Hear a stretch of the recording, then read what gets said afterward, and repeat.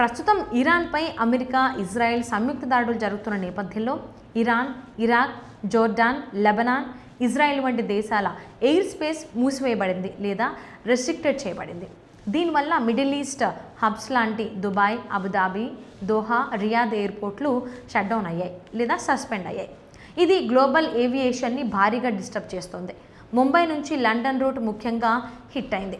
Air India, IndiGo వంటి భారతీయ airlines ఈ రూట్లోని flights cancel చేశాయి.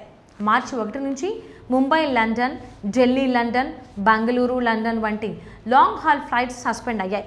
ఇండిగో మార్చి 3న 150కి పైనే ఇంటర్నేషనల్ ఫ్లైట్స్ క్యాన్సిల్ చేసింది.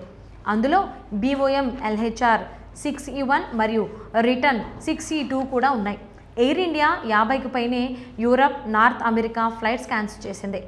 ముఖ్యంగా ముంబై లండన్ ఇంకా ఢిల్లీ లండన్ రూట్స్. ముంబై ఎయిర్పోర్ట్లో మార్చి 1 నాటికి 98 ఫ్లైట్స్ క్యాన్సిల్ అయ్యాయి, 5 డైవర్ట్ అయ్యాయి.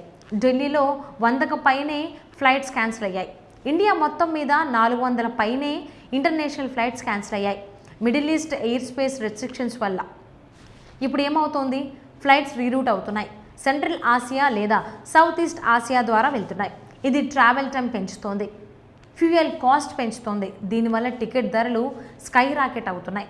Mumbai London one way ticket సాధారణంగా 40,000 రూపాయల నుంచి 60,000 రూపాయలు ఉండేది. ఇప్పుడు 1,04,000 రూపాయల వరకు పెరిగింది. బిజినెస్ క్లాస్ అయితే 9 లక్షల రూపాయలకు చేరింది.